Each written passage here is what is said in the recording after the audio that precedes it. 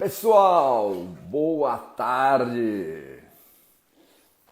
Hoje nós vamos ter uma live inesquecível. Vamos lá, pessoal, saudade de vocês. Ana Ferreira. Que maravilha, turma! Que maravilha vocês aqui comigo.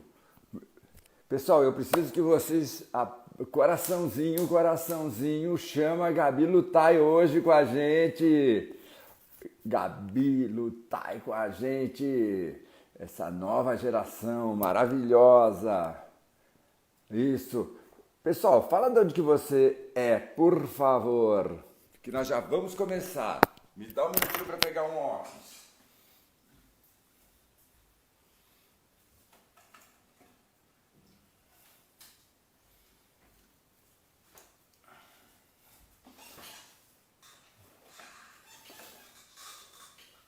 Pessoal, muito coraçãozinho.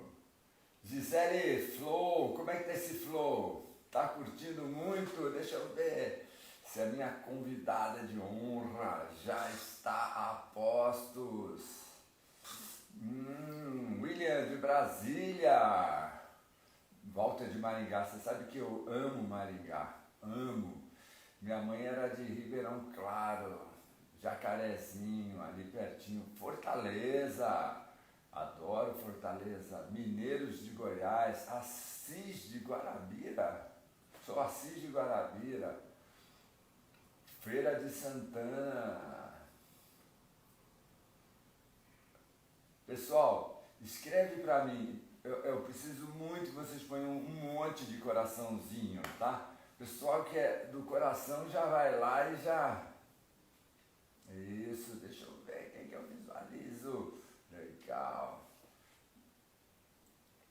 Deixa eu ver o que vocês estão colocando aqui pra mim. Guarulhos, aqui do lado, Diamantina, andando sobre a brasa em Maringá. Walter, você dessa... Nossa, foi uma das experiências mais lindas de Maringá. Natália de Rolândia, Denis Sodré, boa tarde, Roberto. Diamantina, áudio, volume baixo. Volume tá baixo? Deixa eu ver, volume baixo. Deixa eu pôr ele mais alto, então. Que bom que você me avisou, eu tinha esquecido de colocar aqui. Marília. Oi, Luana. Neia Bona, da Itália. Que lugar da Itália, Neia? Sabe que eu tô aprendendo? Eu tô aprendendo italiano. Bia Souza de Miami.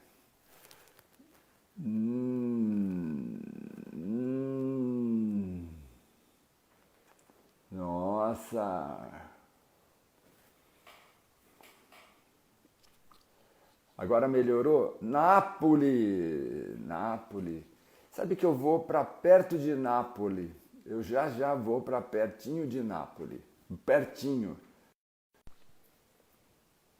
Natal, Brasília, Viviane, Evânia Duarte de Recife. Eu fiz uma amiga lá na minha quarentena indiana, que ela é de perto de Nápoles. Ela tem uma casa e a gente passou fome junto. Então a gente ficou muito amigo. E ela falou, vem aqui. Oi, Marcele. Oi, Marcele. Como é que você tá? Bom, eu já estou chamando a minha convidada de honra, Oi, Gabi! tudo bem? Tudo ótimo, que delícia você ter aceito o meu convite. É um prazer imenso, estou super honrada, te acompanho, né, por aqui. E não só eu, como eu te disse, tem vários amigos que são fãs do seu trabalho, dos seus livros. E eu acho que nesse momento de quarentena, né, de pandemia, que todo mundo tá vivenciando uma coisa completamente diferente, distinta do que imaginou. Na verdade, eu acho que ninguém nunca imaginou isso. Esse tipo de papo é o tipo Ah, de coisa que acalenta o coração, sabe? muito legal. Eu vou contar para a minha turma, eu já contei para você, como é que eu resolvi te convidar. a gente tem aqui a geração da... Eu tenho só 5 filhos, viu, Gabi? Então, o pessoal mais novo falava de você. Ah, a gente adora. E eu escutava, né? E eles, pô, ela é maravilhosa, ela é maravilhosa. Aí, turma, eu tava fazendo a live com a Monja Coin. Daqui a pouco eu vejo essa Gabi tá nas pessoas que estavam assistindo. Eu falei assim, poxa, a ídola do André tá aqui assistindo esse papo com a Monja Coin.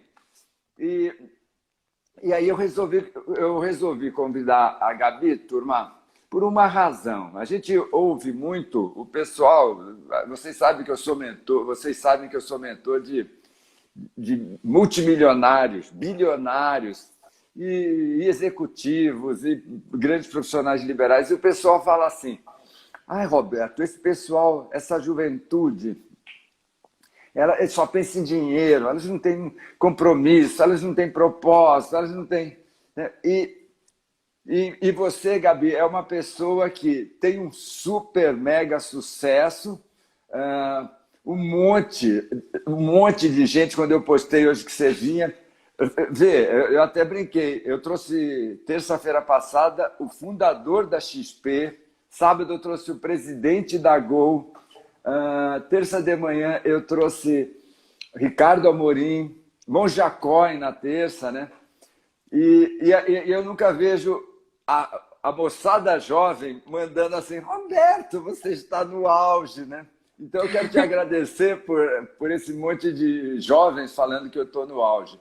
Mas o que eu quero pedir para você falar é, eu fui estudar a sua trajetória, né? E você, sabe, veio ali, degrau por degrau, e sendo você, mantendo o seu, sabe, os seus princípios, seus valores. Então, conta para essa turma que está aí escutando, como é que é, assistindo a gente, como é que é isso? Como é que é essa batalha, que eu imagino que seja diária, né, para realizar o sonho, mas que eu sempre digo, né, uma frase do Lincoln, o dinheiro ele é um ótimo empregado, mas ele é um péssimo patrão. Quem tiver a fim de servir o dinheiro como se fosse um Deus tem que estar disposto a perder muita coisa, né? Então, a palavra, os microfones estão com você, Gabi. Nossa, é muito bom ouvir isso, né? E eu estava aqui refletindo. Bom, para quem não me conhece, porque eu tenho certeza que tem gente aqui que não sabe nem quem é a Gabi, quem que é essa menina? Eu vou brevemente contar aqui rapidinho. Eu sou cantora, compositora e youtuber. Eu tenho 27 anos e eu comecei lá em 2010, meados de 2010. Eu queria muito cantar e estava na minha fase de escolher qual faculdade eu ia fazer. Só que eu já sabia que eu queria cantar. E aí eu falei assim, tá, eu quero cantar, mas assim, será que vale a pena eu pegar meu violão, pôr nas costas e bater de porta em porta e falar assim, oi, escuta minha música, escuta o que eu faço, me dá uma chance? Porque eu via que isso era o caminho de muita gente, mas eu também via muita gente se frustrar por esse caminho. Então, naquele momento, lá em 2010, eu olhei e falei, bom, eu quero muito fazer isso para minha vida, só que eu não quero ser refém 100% das pessoas. Como eu posso fazer algo que vai me dar um pouco mais de liberdade? O que está ao meu alcance? Então, naquela época mesmo, eu já assisti alguns vídeos no YouTube de artistas gringos que faziam covers, versões de músicas super famosas. E esses artistas começavam a ganhar notoriedade e, na sequência, eles passaram a divulgar os seus próprios trabalhos, as suas músicas autorais. E as pessoas passavam a ouvir aqueles artistas porque gostavam da essência deles, independente da música que eles estavam cantando. Então, eu falei, vou criar o meu canal no YouTube. Postei o meu primeiro vídeo no YouTube. Eu pedi a câmera emprestada, eu pedi o violão emprestado, porque eu não tinha nem câmera e nem violão para tocar. Então, quando eu falo, nossa, quem quer dar um jeito, boa parte do tempo, sim. A gente sabe que tem situações que a pessoa não tem nem essa pessoa para quem pedir emprestado. A gente sabe disso. Mas muitas vezes a gente tem ali opções que estão ao nosso alcance e só precisa da nossa iniciativa. Então, naquele momento eu tive iniciativa, gravei meu primeiro vídeo, postei no YouTube e já saí mandando para todo mundo. Mandava de um por um, trabalho de formiguinha. E isso foi crescendo. Ao longo do tempo eu fui postando mais. Gabi, para quem que você, curiosidade, e para quem que você mandava? Como é que você escolhe, né? Porque a gente tem muito palestrante, né? Eu sou professor de palestrantes, que uma hora dessa eu quero pedir para você ir lá falar isso para os meus palestrantes, lógico, se você tiver agenda. Claro. Mas qual que foi a tua estratégia, assim, eu vou mandar para essa pessoa? Bom, foi assim, eu tava no ensino médio, né? Então, terceiro ano, e eu morava na escola, eu era interna num colégio. Eu mandei para todos os amigos da escola, todos, tipo, era por Facebook. Então, eu mandava para todos ali por mensagem, não tinha WhatsApp na época. Hoje em dia tem WhatsApp, dá para disparar nas listas e tudo. E além disso, olha o que eu fazia, gente, vou contar isso, eu não sei nem se eu já contei isso alguma vez na vida, mas eu procurava o Facebook dos artistas. Então, porque assim, sempre eles tinham um perfil de alguma coisa que era um perfil profissional. E eu dava um jeito de achar o perfil pessoal dessas pessoas. Então, eu mandava para esses artistas, que de certo modo eles tinham alguma visibilidade, vai que alguém gostasse de mim e me ajudava a divulgar um pouco. O que foi o caso de pessoas que hoje são minhas amigas. Então, por exemplo, grandes youtubers e grandes influencers que hoje são meus amigos, me ajudaram no começo. Tem um garoto que chama Léo Picon, ele é dono da Proof, ele tem baladas em São Paulo, vários empreendimentos. Na época ele era colírio da Capricho, ele tinha vários seguidores. E aí o Léo Picon gostou de um vídeo meu e publicou. Ele só me deu um compartilhamento lá e aquilo já ajuda bastante, né? Hoje em dia é a mesma coisa, mas na época então nem se fala. Na Cardoso, que hoje é minha amiga também, foi uma pessoa assim que viu minha mensagem, foi lá e gostou. Por isso que hoje em dia eu divulgo artistas que eu gosto. Então, quando vem um artista que não é famoso, ninguém conhece, manda pra mim assim, Gabi, ouve minha música, eu me vejo nessas pessoas. Eu falo, cara, essa pessoa tá querendo divulgar o trabalho. E não é com aquele discurso. Tem um discurso que não me pega, mas talvez seja por quem eu sou, sabe? Não me pega esse discurso. Eu queria muito fazer isso, mas é muito difícil. E aí eu não consigo, mas eu queria ganhar dinheiro com a internet. Aí você entra no perfil da pessoa, não tem nada. Não tem um conteúdo. Aí eu falo, mas não tô te entendendo. Você quer ajuda para eu divulgar o que você não faz? Entende? Tem aquela coisa, tem o que a gente faz e tem aquilo que a gente quer que o outro receba. Óbvio, sempre tem. Eu sigo na minha caminhada, esse ano eu vou lançar músicas, eu vou lançar os singles, eu tô criando essas músicas, eu vou fazer esses clipes assim que eu puder gravá-los e da maneira que eu puder, que tiver o meu alcance. Eu não tenho milhões para fazer os meus projetos, eu financio os meus próprios projetos, muitas vezes eu tenho apoio de marca, mas porque eu vou atrás dessas marcas e eu tenho um conteúdo para dar para essas marcas.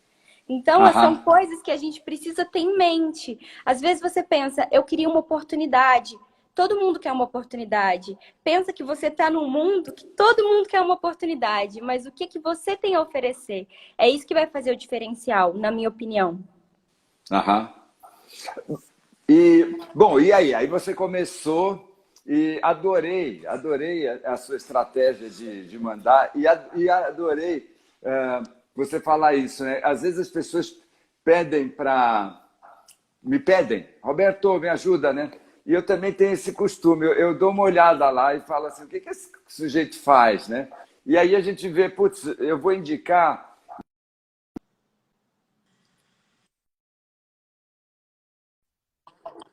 acho assim perigosa, né? Que a pessoa não tem conteúdo. Segundo, ela tem um conteúdo muito ruim. Então essa pessoa tem foto dela bêbada, ela só está embalada louca. Aí você fala, pô, eu vou dar uma força para essa pessoa. É ruim para mim dar força para uma pessoa que ela não dá força, né? A gente tem um livro que eu falo nas minhas mentorias que me influenciou muito, um livro de uns 40 anos atrás, chamado O Senso do Cavalo. E os autores diziam assim, aonde você...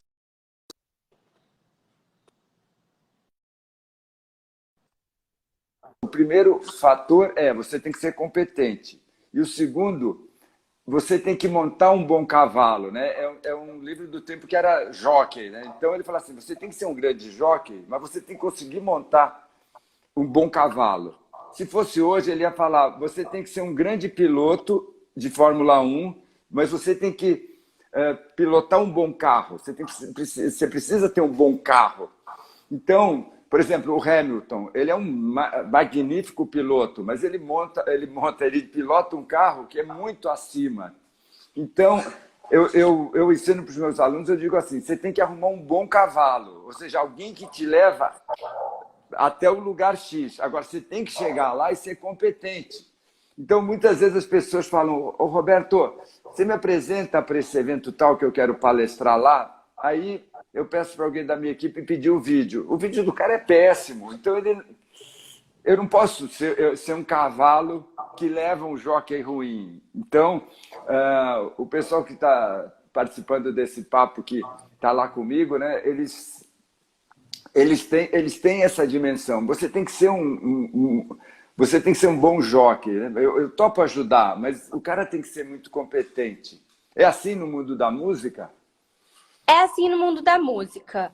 E eu sempre falo uma coisa que eu escuto de algumas pessoas, então provavelmente você já ouviu isso também, que você pode enxergar o copo meio cheio ou o copo meio vazio, né? Então, quando a gente vê e fala assim, mas é difícil no mundo da música, porque é mesmo. E muitas vezes você não vai ter a oportunidade que você está buscando. E não necessariamente é por talento. Mas eu falo, talento para quem? Sabe? É tudo uma questão de opinião. Então, assim, por mais que, obviamente, você busque aí um super cavalo, às vezes você não vai ter isso, entendeu? Mas isso não pode te paralisar. Essa é a questão.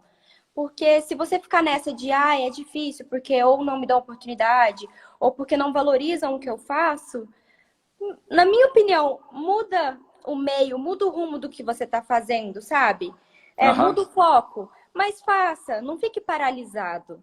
Porque é muito fácil eu vir aqui e falar assim, por exemplo, eu já ouvi muito artista falar isso, hoje em dia a música que toca no Brasil é uma música horrível. Tá, mas é a música que toca no Brasil. E o seu objetivo é qual o público? Porque o seu público, ele se conecta com a música que você faz. Então você tem esse público, você só precisa chegar nele. Entende? A gente ficar criticando as coisas como elas são, não faz com que a gente mude as coisas. O que muda as coisas é ação. Você sabe, Gabi, eu ainda tenho banda de rock. E eu tô com 68. Então, eu tocava na noite em Santos há 50 e poucos anos. E os bares que tinham eram bares que tocavam bolero, chá-chá-chá, que mais? Bolero, chá-chá-chá, tango.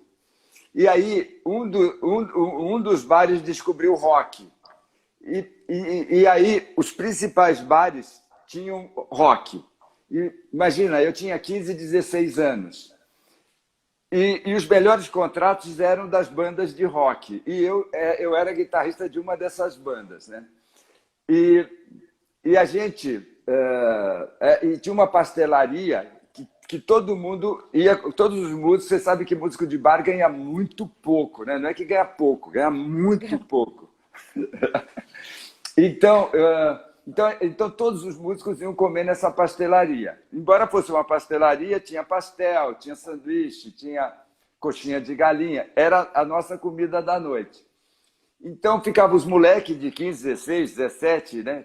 Tinham já os mais velhos, de 18, que eram os roqueiros, cabelo grande, e o pessoal dos boleros, então aqueles pianistas maravilhosos, aqueles baixistas de rabecão, os caras que já eram muito mais velhos que a gente, devia ter uns 30 anos, 35, né? E eles ficavam tirando sarro da gente, né? E um gritava para o outro assim, pô, você sabe uma escala de não sei o quê? Pô, porque tem uns caras que não sabem nem não sei o que é lá, sétima com nona. Então eles ficavam tirando sarro da gente, né? E eu sou um cara muito boazinho, muito bonzinho, até a página 99. Nasci, eu já sou um cara encrenqueiro. E aí, o baterista que chama conjunto antigamente, né? Não era banda, antigamente a gente tocava em conjunto. E aí eu falava assim, ô Márcio, eu não sei tocar 10 acordes, mas eu tenho contrato. E tem uns caras que sabem tocar muito e não tem contrato, né? E aí eu vou contar para você, isso é eterno, sabe assim, quem vem novo não sabe tocar e quem vem novo nas palestras não sabe fazer. Só que esse pessoal tem uma coisa que muita gente perde, né? Que é a alma, tem vida, tem uma capacidade de ler o mundo.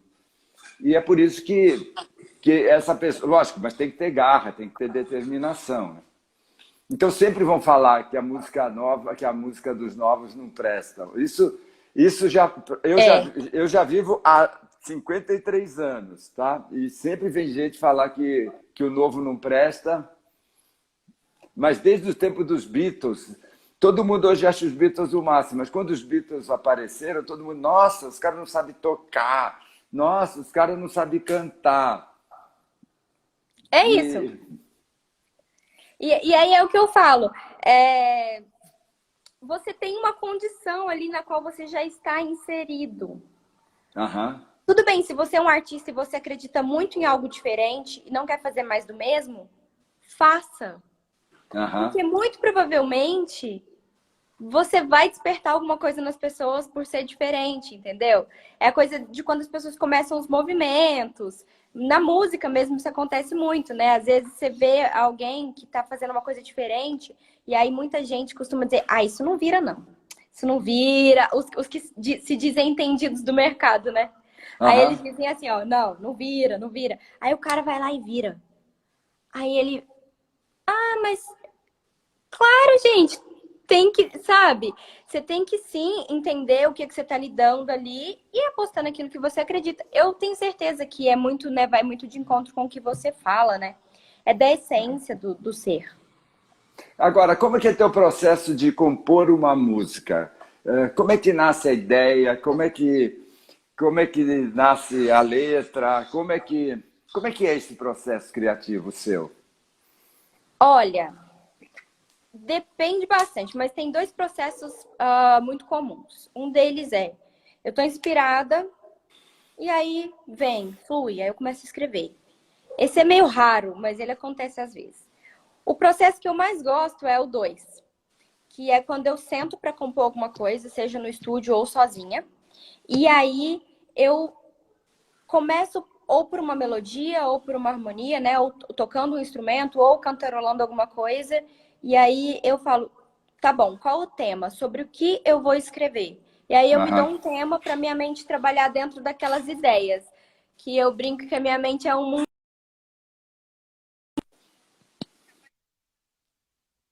com limão, entendeu? Então é melhor eu dar um direcionamento para onde eu quero ir, para não ficar aquela coisa de louco e ficar aquela música de 7 minutos, porque eu tô fazendo música comercial. Então eu quero uma Aham. música de 3 minutos e pouco, é o objetivo, né? Tudo também depende do objetivo. Então eu gosto muito de compor desse jeito, de fazer a melodia, a harmonia, e eu gosto muito de estar no estúdio, porque daí, junto com outras pessoas, eu já consigo fazer a pré-produção. Eu sou muito, eu gosto de enxergar o clipe já, eu sou muito de visualizar as coisas, entendeu? Tipo, se eu Aham. sonho alguma coisa, eu visualizo, se eu desejo alguma coisa, eu visualizo, eu tenho essa coisa da imagem. Então, eu preciso fazer a música ali, já colocar o beat, tudo que eu quero, e já imaginar, o clipe vai ser assim, assim, assado. Nem que mude depois, mas eu gosto de ter essa coisa da visualização do todo. Aham. Agora, eu durante a minha vida, Gabi, eu fico meio triste, eu não vou citar nomes, mas assim, eu vejo que tem músicos que eles saem super criativos. Vou pegar um que não pertence ao nosso mundo. Quando eu era adolescente, tinha os fãs dos Beatles e os fãs dos Rolling Stones. Eu era fã dos Rolling Stones, até pela atitude rebelde. E tinha os meus amigos que eram fãs dos Beatles. Eu só virei fã dos Beatles, um Beatlemaníaco, que eu já devo ter lido uns 30, 40 livros sobre eles, né? Quando eu já tinha uns 35 anos. Então, tudo isso para dizer, eu amo os Rolling Stones. Mas quando a gente olha os Rolling Stones dos anos 60 e até dos anos 70, putz, eles eram criativos, eles eram inspirados, eles eram revolucionários.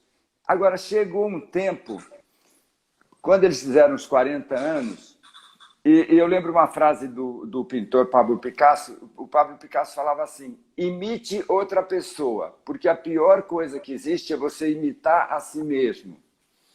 E quando eu vejo os Rolling Stones, eu vejo que eles imitam eles. Né? Por exemplo, quando eu vejo o Paul McCartney dos últimos 30 anos, que eu amo, adoro, toda vez que eu tenho chance no Brasil, fora eu vejo show. Mas você vê os discos do Paul McCartney, ele continua imitando a si mesmo, ele não ousa. Qual que é a sua leitura desse fenômeno, sabe, de você olhar os Rolling Stones e falar, putz, se ele não tocar a música do 60, 70, não vale a pena, porque são pouquíssimas músicas.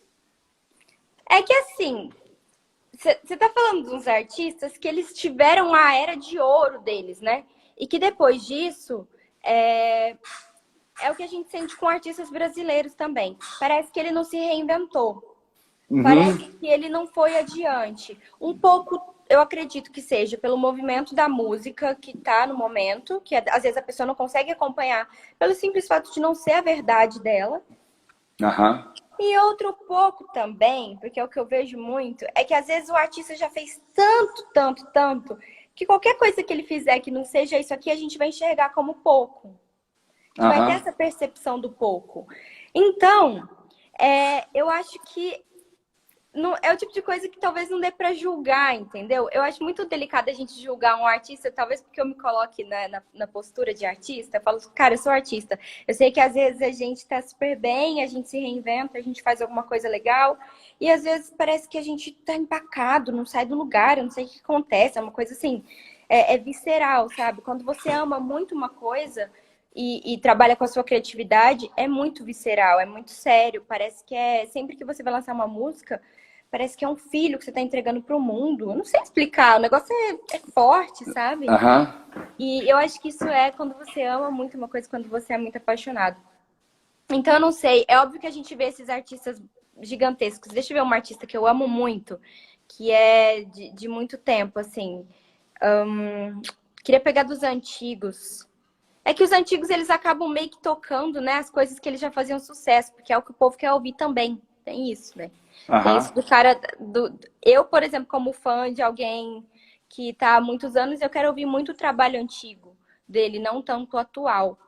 Mas eu acho que um artista uma artista, tá? Vou pegar um exemplo, que não é uma artista que eu escuto muito, mas eu assisti um documentário dela e queria indicar para vocês, que é a Taylor Swift.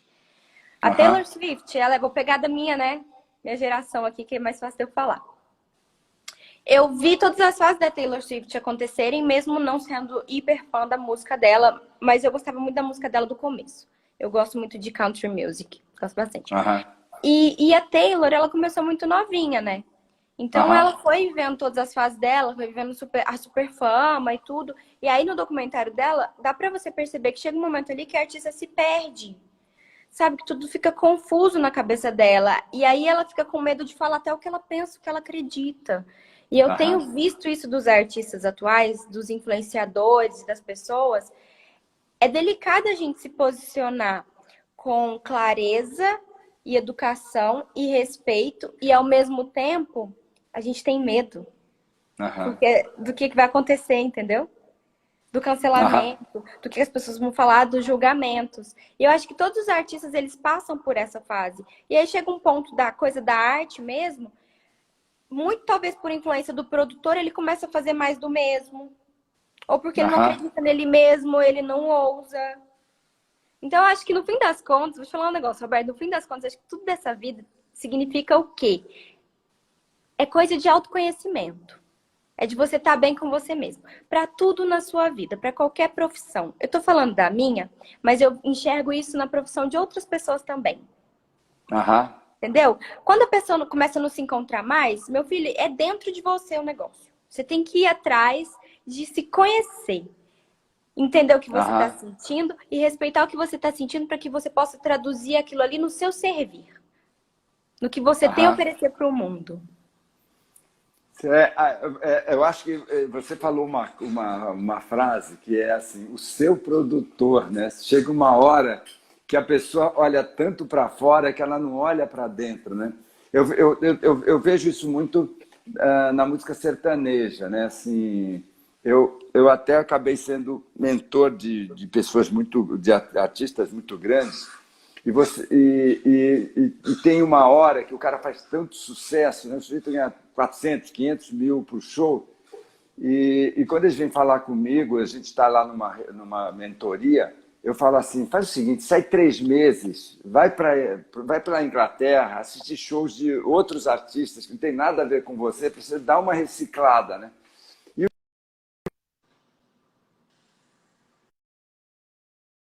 Veja que o pessoal tem uma agenda tão lotada e eles deixam os empresários mandarem e fica complicado você jogar 200, 300, 400 mil por show na lata do lixo para você reciclar, né? E aí o sujeito vai compor, ele já vai cansado, né? Ele já vai... não dá tempo. Tem uma coisa que eu faço na minha vida, desde que eu era Durango, que é tirar 3 meses de férias, dezembro, janeiro, fevereiro. Então, sempre eu procurei retirar, né? Então, 28 livros. 28 livros eu sempre procurei ir para um outro tema, procurar diferente, né? Agora eu cheguei da Índia, passei mais de 2 meses na Índia, acabei ficando preso na quarentena indiana, que foi uma quarentena muito dura, né? Então aí você fica com os mestres, aí você dá tempo, aí o mestre faz tua cabeça numa visão, aí você deu uma reciclada, né? Mas o sujeito fica... Né? Você tem uma paixão por viajar também, né? Total, amo. E Porque como é que você consegue executar isso, né? Porque a agenda vai lotando, a, a vida vai lotando, e gente muito interesseira o tempo todo, e negócios o tempo todo. olha, foi assim.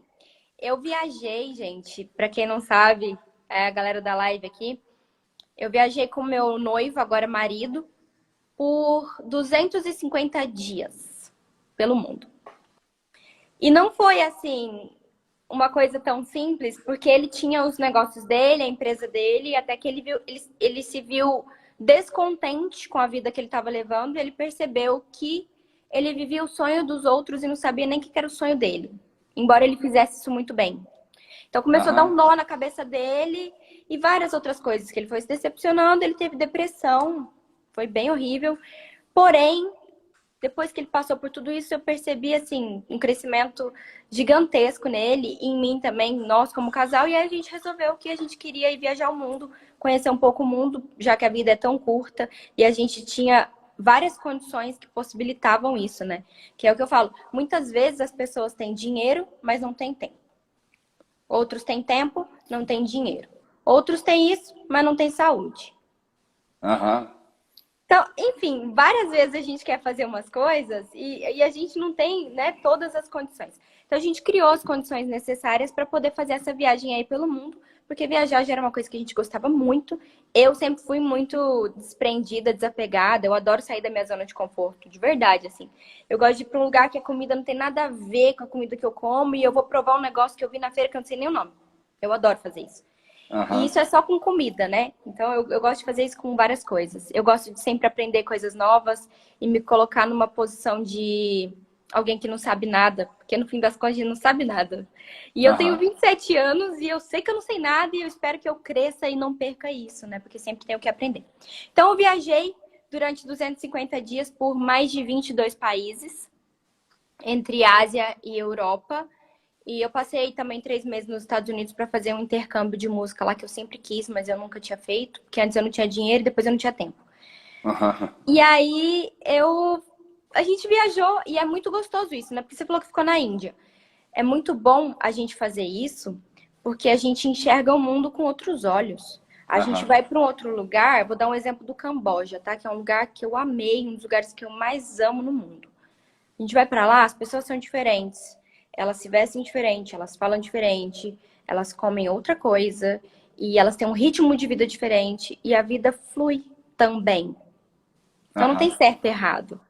Elas são, eu não tive no Camboja, mas eu tive muito na Ásia. Elas são muito generosas, né? Assim, como elas são amorosas. Não, é isso. Como elas são amorosas. Quais países que você fez na Ásia? Eu fui pra. Vou tentar lembrar aqui. Tailândia. Lindo. Camboja, Filipinas, maravilhoso, Indonésia, Taiwan, Singapura, Laos, Puxa, que Vietnã, legal! Índia e teve mais. Daí eu esqueci, assim, mas enfim, não lembro. Mas os Mas que eu mais não. amei foram Camboja e Filipinas. Aham. Eu digo para mim, né? Eu viajo muito, eu adoro viajar. E eu falo assim: tem lugares da alma do ser humano que só são revelados em determinados lugares, né? Então, por exemplo, ah, eu sou católico, mas muitas pessoas falam assim: Roberto, mas você vai para a Índia e tem outros deuses, outros. Eu falo: na Índia eu aprendo sabedoria, na Índia eu aprendo meditação. Mas é engraçado, quanto mais eu vou para a Índia, mais eu volto católico. Porque tem uma revelação nesses lugares, né? Então, eu sou neto de japoneses, então eu adoro dar palestra no Japão. Então, quando eu vou no Japão, tem aquela sensação de retribuir para o Japão o que eu recebi. Cada lugar tem a sua beleza. Agora, você viabilizou esses 200 e tanto com patrocinadores? Como é que você fez? Então, foi assim, ó. Essa história é boa. Conta segredos para nós. O segredo, vou dar o segredo, gente. Tem vários jeitos de fazer isso, vou contar como é que foi o meu. Foi assim. Quando o Theo daí ele veio e falou assim, quero viajar o mundo, porque, né, não vou mais fazer isso aqui que eu tô fazendo, vou vender minha parte na sociedade, tá ótimo, beleza, vamos embora. Aí eu falei assim, nossa, lindo, parabéns, porém, eu sei o que eu quero fazer da minha vida, eu já estou fazendo, estou feliz, satisfeita, e eu não vou parar tudo. Vai viajar com você? Tipo assim, não vou. Falei, olha, o único jeito de eu fazer essa viagem é se eu puder continuar a produzir conteúdo. Uhum. Não só de música, mas também de viagem. Fazer disso algo que eu posso compartilhar, entendeu? E aí ele falou, tá bom, beleza, eu gravo. Só que, gente, o meu marido, ele não é muito de aparecer, ele não gosta de aparecer. E ele também não é o tipo de pessoa que você fala assim, vamos gravar agora. E se ele não tiver afim, ele não vai querer gravar naquela hora, entendeu? E Uhum. eu falei, isso não vai dar certo. Já olhei e falei, isso aqui não vai funcionar. E sugeri pra ele pra gente levar um filmmaker. Ele, a priori, ele falou, de jeito nenhum, não quero mais ninguém viajando com a gente. Aí eu falei, Theo, vamos analisar a situação, tá? Se a gente leva alguém pra filmar, a gente programa, sei lá, 2, 3 dias na semana. Essa pessoa vai com a gente nos pontos turísticos e tudo. A gente separa o horário que eu vou gravar minhas músicas. E a gente grava isso e faz isso de uma maneira que vai ficar tranquilo pra gente, pra você não ter que se preocupar com algo que não é o seu trabalho, não é o seu dom, não é o que você sabe fazer. Eu consigo ter um excelente conteúdo e a gente consegue aproveitar a viagem. A pessoa não vai dormir com a gente. Entendeu? Não vai tirar a privacidade nem nada. E aí até que ele topou. E nisso, eu apresentei esse projeto para uma marca que é a Asus, que já eram parceiros meus e eles amaram a ideia. Eles falaram, meu Deus, a gente quer estar nesse projeto. Então, a gente vendeu esse projeto para a Asus. Então, a primeira etapa, que foi a Ásia, foi patrocinada pela Asus. Porém, é uma coisa que eu falo, né? Que muita gente fala assim, nossa, mas com patrocinador é fácil. O que eu quero dizer é o seguinte, para fazer o conteúdo que eu queria fazer com mais uma pessoa, ou seja, bancar uma pessoa viajando com você durante 3 meses, numa condição bacana, que a pessoa vai se alimentar, vai receber salário, sabe? Vai fazer tudo ali, custa bastante dinheiro. Então, o que eu falei para as pessoas foi, eu fiz esse patrocínio para viabilizar mais o meu conteúdo do que propriamente a minha viagem. Porque a minha viagem, o que eu já tinha me programado como pessoa, como profissional, eu já tinha condições financeiras de fazer isso, entende? Eu podia fazer isso e não gravar nada. Agora, você está falando algo que o pessoal da minha equipe que está assistindo vai... Daqui a pouco eu estou indo lá... Está produzindo um evento, depois até vou te mandar o link. E sempre que eu viajo, a turma fala assim, Roberto, leva um cameraman para produzir. E eu falo, ai meu Deus, mas eu gosto de andar sozinho, eu gosto de ficar quieto. E eu imagino que quando você fala, seu marido deve ter esse tipo de alma que eu tenho, né? Por exemplo, eu sou um sujeito muito introvertido. E eu tenho o meu filho mais velho tem paralisia cerebral. Então, quando ele nasceu, eu precisei aprender a ganhar dinheiro, aprender a ir para palestra, eventos com milhares de pessoas, noite de autógrafo. Mas a minha alma, ela continua meditativa, ela continua introvertida, né? E então, quando fala assim, viajar com alguém que vai ficar produzindo, me parece que quando você fala do seu marido, eu seria assim se eu não tivesse tido que virar um... Quer dizer, eu acho que viraria um escritor de qualquer jeito, um palestrante. Mas deixa eu fazer uma pergunta de ordem pessoal. Ele aceitou bem? Ele conviveu bem? Como é que foi isso? Então, isso foi assim. Ou ele saía, né, quando você ia gravar com o teu produtor, ele falava, ó, vai lá gravar que eu vou caminhar aqui, vou tomar um... Não, porque o que a gente fez? Primeiro que foi muito conversado, isso aí né, acho que para qualquer casal. A gente tem 7 anos de relacionamento e, em linhas gerais, eu ouso dizer que nosso relacionamento é muito legal mesmo, assim, é o relacionamento que eu sempre sonhei. E não é porque é o relacionamento mais fácil do mundo, não, mas é porque eu percebo que somos 2 pessoas muito dispostas a crescer como um casal. Então, isso para mim é muito especial. E o Theo, ele sempre foi muito reservado, ele nunca gostou muito de aparecer. Nos últimos tempos que eu posto fotos com ele, ele permite. E aí, algumas vezes, ele aparece nos meus stories, mas não é sempre. Quem me acompanha, às vezes, né? Ninguém nem pergunta mais cadê o Theo, porque sabe que no mínimo ele tá aqui, mas ele não quer aparecer, entendeu? Porque ele não tem a vida pública. Mas essa coisa do viajar, ele entendeu muito bem, porque era um momento de vida dele e que eu estava topando a mesma aventura que ele. Mas eu não poderia parar o meu trabalho no momento que eu estava bastante produtiva e no momento que não era hora de parar, sabe? Tem hora e hora de acontecer as coisas. Tem fase da sua carreira que não é fase de você parar. Você precisa identificar isso. Então eu falei pra ele, não é o momento de eu parar. E você vai poder me ajudar com isso filmando? Vai, mas a gente já se conhece. A gente sabe que eu sou assim, ó. Do nada eu falo, quero gravar uma música, porque me veio a inspiração, baixou a luz em mim, eu quero gravar. E ele não ia querer fazer. Então eu falei, vai ser chato a viagem, porque provavelmente acho que a gente vai brigar por isso. E eu não quero brigar por isso. Entendeu? Não quero brigar por isso. E outra coisa, Roberto, quando a gente viaja gravando conteúdo de viagem, agora eu vou falar disso, quando você tem uma câmera, porque na segunda etapa da viagem eu fiz Europa e eu mesma gravei. A experiência é completamente diferente. Por quê? Não é questão de você fazer só um vídeo se gravando, igual você faz stories, e você fala, conta um pouco do local, do museu, do que está acontecendo. E a sua mente, ela funciona de outro modo. Você funciona como um diretor de vídeo e como um filmmaker, não como alguém que está apreciando. Então, eu sinto que eu aproveito muito menos quando eu tenho que gravar, eu mesma gravar, do que quando eu só tenho que conhecer e repassar o conhecimento.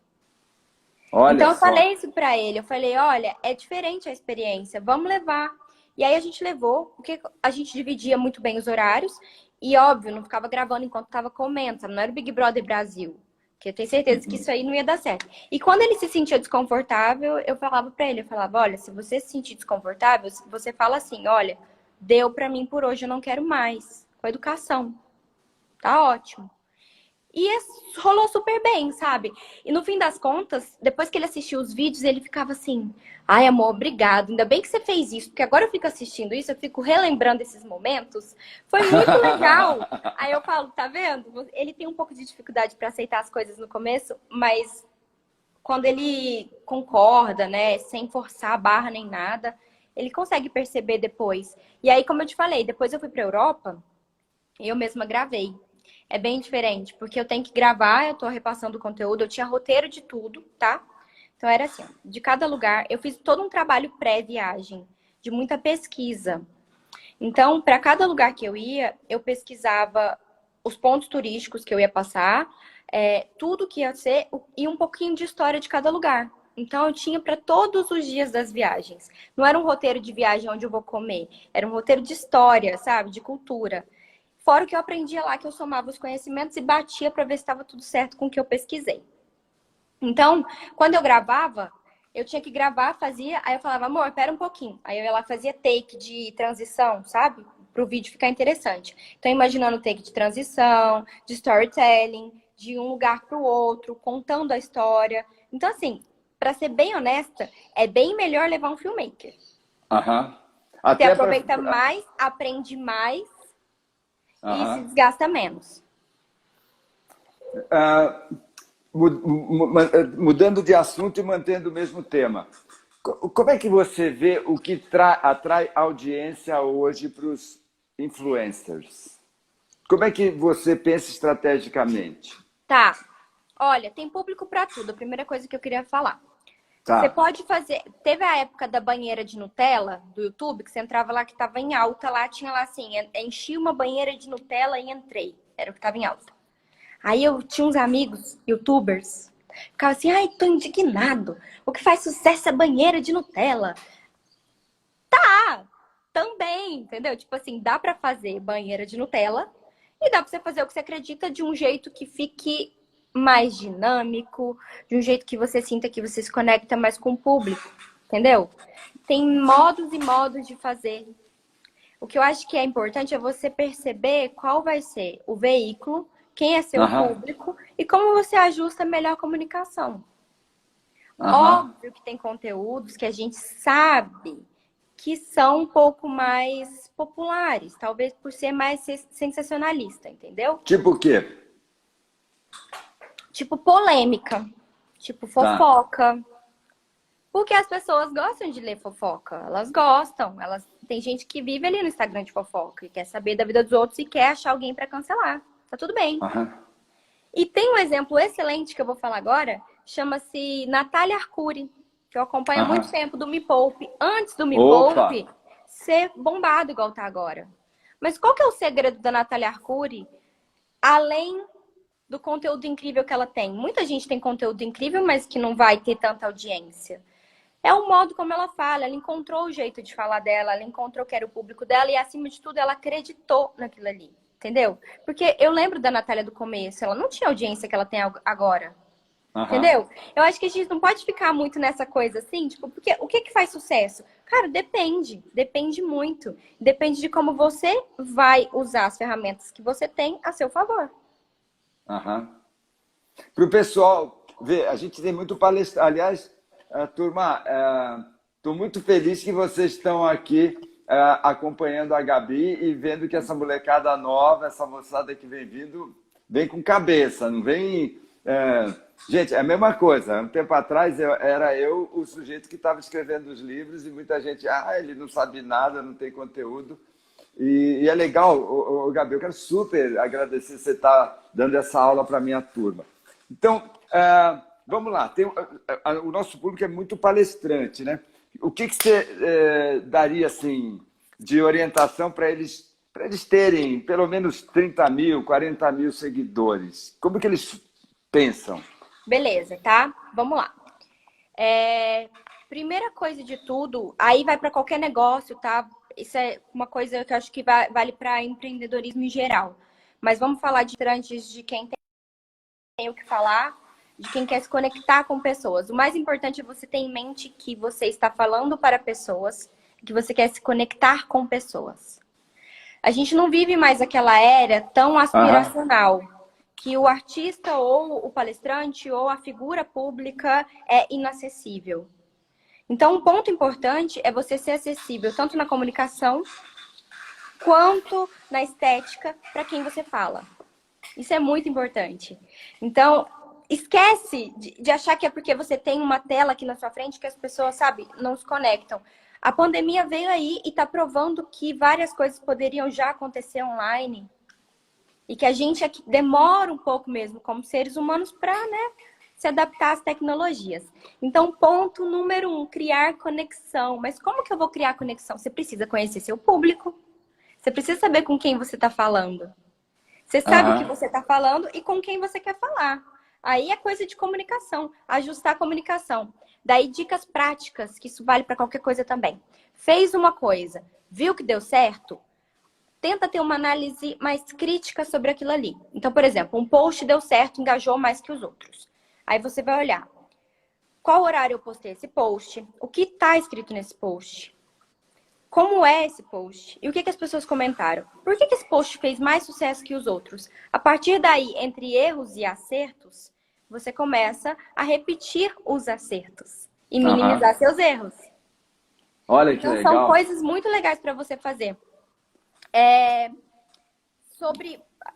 Dá para impulsionar post também. Eu não impulsiono os meus posts, tá? Meu Instagram, ele não é Instagram profissional, que tem como você fazer perfil profissional e pessoal para impulsionar. Então, não é uma estratégia que eu gosto. Eu sou 100% da estratégia do orgânico dentro do Instagram. Mas, por exemplo, se eu for fazer uma estratégia de YouTube para as próximas músicas, muito provavelmente eu vou usar um pouco de AdWords, que é a plataforma de anúncios do Google. Então, é uma outra coisa também. Workshop sobre isso.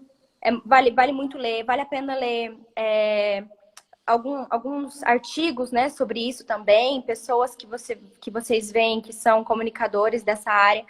Eu poderia indicar para você algumas pessoas que eu gosto, que eu acho que dá para ajudar essas pessoas, em termos de digital mesmo.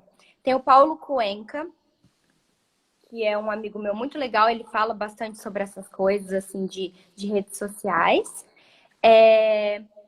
Tem também um Instagram chamado Efeito Orna. Também é super legal. Depois eu posso postar no meu perfil também algumas coisas assim que podem ajudar bastante. Mas o mais importante de tudo é, você sabe o que você está falando. Você tem que acreditar em você, tipo assim, o que eu tô falando é importante, entendeu? E aí ajusta a sua comunicação para você criar conexão com as pessoas. É isso que vai fazer também sua base ser engajada e ser fiel, sabe? Pode vir o que for. Você criou uma conexão com o seu público, esse público vai ser fiel. Gabi, eu quero mega te agradecer, que papo ótimo, ótimo. Se você deixar, eu vou te ligar amanhã ou depois, que eu quero pegar umas dicas lá do meu Instagram, a minha consultora, mentora de Instagram. Maravilhoso, eu imaginava que ia ser ótimo, mas foi mais que ótimo. Bom, e algum dia das próximas semanas eu vou lá atender o seu convite e falar para o seu público. Eu quero, por favor. Obrigada pelo convite. Eu quero muito que você fale para o meu público. Legal. Né, dar um acalento no coração, que a gente trabalhe mais essa coisa do autoconhecimento. Eu quero que você fale na minha live. Eu falo muito, mas na minha live eu quero ficar calada, só te ouvindo. Que nem eu fiz hoje. Obrigada, Turma, viu? Obrigado. Um beijo. Beijo grande. Um prazer imenso. Obrigado, Gabi. Tchau. Tchau. Pessoal, que maravilha. Hoje tem TV Flow. Denis Sodré vai mostrar os bastidores do Flow. E hoje à noite, às 9h45, eu vou dar um presente para vocês. Então, entra às 9h45, 21h45. Amo vocês. Beijo!